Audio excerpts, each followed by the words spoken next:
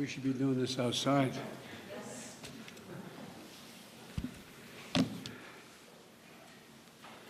Good afternoon, everyone. I just visited a vaccination clinic in Virginia at the Virginia Theological Seminary in Alexandria, Virginia. The seminary and other houses of worship in the area are partnering with the community health centers to offer vaccination and vaccination sites. They're seeing these kinds of partnerships, and not just there, but we're seeing them all over the country. People are coming together across different faiths to serve those most in need, with special focus on vaccinating seniors from all races, backgrounds, and walks of life.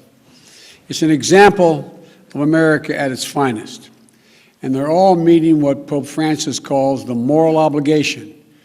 Get vaccinated, something which can, he went on to say, can save your life and the lives of others. And I was at the seminary clinic to mark an important milestone as well. Yesterday, we crossed 150 million shots in 75 days, the first 75 days of my administration, on our way to hitting our goal of 200 million shots by the 100th day in office. That, of course, is the new goal I set after passing the original mark of 100 million shots in my first 100 days, doing that in just 58 days. At the time, some said 100 million shots was too ambitious, and then they said it wasn't ambitious enough. Well, we got to keep moving. If we could raise it up higher, I'd do that as well. But we know what we have to do. We have to ramp up a whole-of-government approach that rallies the whole country and puts us on a war footing to truly beat this virus. And that's what we've been doing, getting enough vaccine supply, mobilizing more vaccinators, creating more places to get vaccinated, and we're now administering an average of 3 million shots per day, over 20 million shots a week. On Saturday alone, we reported more than 4 million shots were administered. We're the first country to administer 150 million shots and the first country to fully vaccinate over 62 million people. But here's the deal. I promise an update to the American people every 50 millionth shot. And I'm already back to update you a little over 2.5 weeks later. I promised in the beginning that I'd always give you the straight scoop, straight from the shoulder, the good and the bad. Well, here's the truth. The good news is we're on track to beat our goal of 200 million shots in the first 100 days. More than 75% of the people over the age of 65 have gotten shots, up from 8% when we took office. That's a dramatic turnaround and critical because seniors account for 80% of all COVID deaths. To help support my goal of safely reopening the majority of K-8 schools by my 100th day in office, I directed states in early March to make educators and child care workers eligible for vaccines and to get a goal of getting all who wanted the vaccination to be able to have one and to do it in the month of March. I'm pleased to report, according to CDC estimates, over 80% of teachers, school staff, and child care workers received at least one shot by the end of March. And that's great progress protecting our educators, our essential workers. And because our vaccine program is in overdrive, we're making it easier to get a vaccination shot.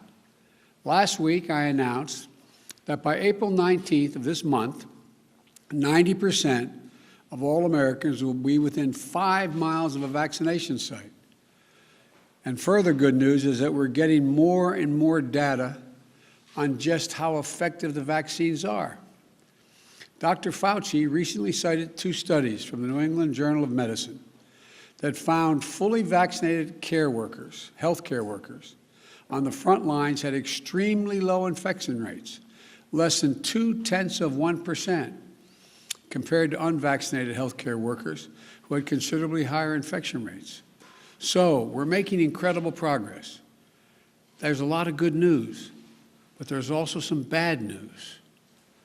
New variants of the virus are spreading and they're moving quickly. Cases are going back up. Hospitalizations are no longer declining. While deaths are still down, way down from January, they're going up in some places. So you might ask, everybody's asking, what does that mean? I understand that people may find it confusing, that the vaccination program is saving tens of thousands of lives, but the pandemic remains dangerous. Let me explain it in a single word: time. Time. Even moving at the record speed we're moving at, we're not even halfway through vaccinating over 300 million Americans. This is going to take time. Remember, for a 2-dose vaccine, it takes weeks from the time you get your first one until you're able to get your second shot, which makes you fully protected. If you get your first shot next week in mid-April, you won't be fully protected until May, late May. If you get your first shot in mid-May, you aren't fully protected until late June. So look, now, on the one hand, June isn't that far away given how long this has been going on, but it isn't here yet either. So the virus is spreading because we have too many people who, seeing the end in sight, think we're at the finish line already. But let me be deadly earnest with you. We aren't at the finish line. We still have a lot of work to do. We're still in a life and death race against this virus. Until we get more people vaccinated, we need everyone to wash their hands, socially distance, and mask up in a recommended mask from the CDC. Think about it this way. Better times are ahead. And as I said before, we can have a safe, happy 4th of July with your family and your friends in small groups in your backyard. The real question is, how much death, disease, and misery are we going to see between now and then? In January, just the month of January, we lost 95,774 Americans. In March, that was 37,172 Americans. All told, I keep doing this, I know, but I carry this card every day with my schedule on it. And the back, I have a COVID update. The total number of deaths in the United States to date is 554,064 dead. That's lives that have been lost. What we do now is going to determine how many people we'll save or lose in the month of April and May and June before we get to July 4th. So please, until we're further along in this accelerating, successful, but still growing vaccination effort, please wash your hands. Practice social distancing. Wear a mask as recommended by the CDC. Get vaccinated when it's your turn. Well, while I'm asking Americans, the American people, to do their jobs, here's what I'm doing. When we first started our vaccination program, there were real questions how quickly we could get shots in people's arms. Well, by the end of May, the vast majority of adult Americans will have gotten at least their first shot. That's success. That success is going to save lives and get this country back to normal sooner. But it's not enough. On March the 11th, I announced that I was opening up all vaccination sites to all adults by May 1st. Many governors, Democrats and Republicans, responded and decided to beat that date, which was good. Thanks to their hard work and the hard work of the American people and the hard work of my team, I'm announcing today that we're moving that date up from May 1st to April 19th nationwide. That means by no later than April 19th, in every part of this country, every adult over the age of 18 or older will be eligible to be vaccinated. No more confusing rules. No more confusing restrictions. My message today is a simple one. Many states have already opened up to all adults. But beginning April 19th, every adult in every state, Every adult in this country is eligible to get in line to get a COVID vaccination. And today, in advance of that new national full eligibility date, I want to make a direct appeal to our seniors and everyone who cares about them. While we have made incredible progress vaccinating 3/4 of our seniors and putting vaccination sites within 5 miles of 90% of the public, it still isn't enough. It's simple. Seniors, it's time for you to get vaccinated now. Get vaccinated now. To make it easier, my administration is sending aid to community groups to drive seniors to vaccination sites. We're incredibly grateful to all the volunteers, houses of worship, and civic groups that are helping us in this effort. This is America. We take care of one another. We have to keep it up. As I ask seniors to sign up for their shots now, I also have a message for people under 65. If you know someone over 65 who has not gotten this life-saving vaccine, call them now. Work with them to get their shots this week or next. Pick them up, drive them. It can be your parents, your grandparents, your aunt, uncle, your neighbors. And finally, even after we open up vaccinations to all adults and put a site within 5 miles of 90% of the public, we know there are many people who still struggle to get access to a shot. We know that there are a number of seniors and people with disabilities and people in many communities of color who may be isolated and lack access to transportation. That's why we're ramping up transportation to vaccination centers and deploying more mobile units and pop-up clinics in the places close to where people live.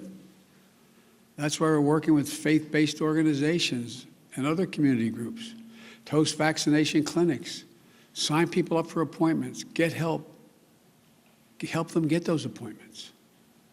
That's why we're sending even more vaccines to community health centers like the one I was at today, that altogether serve nearly 30 million Americans, like the ones I visited today. 2/3 of the patients at community health centers live at or below the poverty level. 60% are racial and ethnic minorities. To reach them, we're investing nearly $10 billion to expand testing, treatment, and vaccinations for the hardest hit, yet most underserved communities. Let me close with this. We've vaccinated more people than any other nation on earth. The vaccines have proven to be safe and effective. That should give us real hope. But we can't let it make us complacent. Despite the progress we're making as a nation, I want every American to know in no uncertain terms that this fight isn't over. This progress we've worked so hard to achieve can be reversed. Now's not the time to let down. Now's not the time to celebrate. It's time to do what we do best as a country, do our duty, our jobs, taking care of one another. And we can and will do this, but we can't let up now. My hope is, before the summer's over, I'm talking to you all about how we have even access to more vaccines than we need to take care of every American. And we're helping other poor countries, countries around the world that don't have the money, the time, the expertise. Because until this vaccine is available to the world, and we're beating back the vaccine, the virus in other countries, we're not really completely safe. So we've made great progress. I'm still looking forward to the prospect that we keep the pace we're on and we listen to one another and take the precautions I talked about, that you'll be able to have a 4th of July, an Independence Day on July the 4th, as I defined about 3 weeks ago. I want to have an Independence Day, an independence from the COVID. So you're able to get in the backyard with a small group of people, of friends and neighbors, and celebrate Independence Day because you've been vaccinated, because you're safe, because you're in the clear. May God bless you all, and may God protect our troops. Thank you so much for listening. Thank you. How's it going, Mr. President, in Vienna? How are the Vienna talks going? I'll report on that later. Mr. President, do you think the Masters golf tournament should be moved out of Georgia? I think that's up to the Masters. Look, you know, it is reassuring to see that for-profit operations and businesses are speaking up about how these new Jim Crow laws are just antithetical to who we are. There's another side to it, too. The other side to it, too, is when they, in fact, move out of Georgia, the people who need the help the most, people who are making hourly wages, sometimes get hurt the most. I think it's a very tough decision for a corporation to make or a group to make. But I respect them when they make that judgment, and I support whatever judgment they make. But it's the best way to deal with this is for Georgia and other states to smarten up. Stop it. Stop it.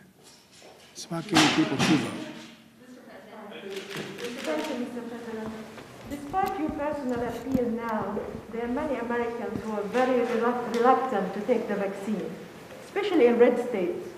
Why the White House hasn't used a more forceful campaign, like advertisement on television, for example, to convince Americans to take that vaccine so we can We are doing that. And by the way, the number of people who are reluctant to take it continues to diminish across the country as they see their neighbors, particularly in communities that have been now there's a different group of people. There's a group of people who've been reluctant because of past, how can I say it, past wrongs that have been done to them, experimentation, not sure that they're being told the truth, et cetera. But then there's another group. It seems to me to be, I probably shouldn't characterize it, but Mitch McConnell keeps speaking to them, which I give him credit for, saying the idea, he said the polling data shows Republican men, particularly young men, don't think they should have to take the vaccine. It's their patriotic right not to do it, their freedom to choose. And he's saying, no, take the vaccine. Take the vaccine. And I'll add a phrase he didn't, but I think he believes. It's a patriotic responsibility you have.